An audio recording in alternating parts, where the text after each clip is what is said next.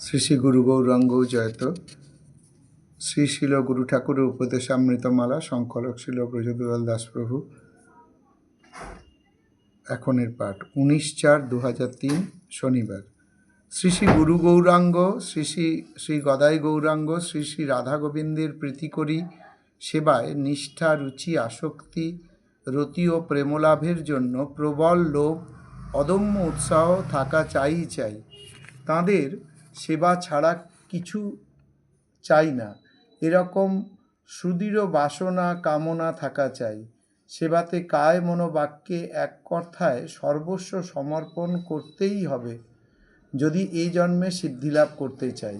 সেবা প্রধানত 3 প্রকার: কায়িক, বাচিক, মানসিক। সেবাশ্রমে কায়িক ও বাচিক সেবা চলছে।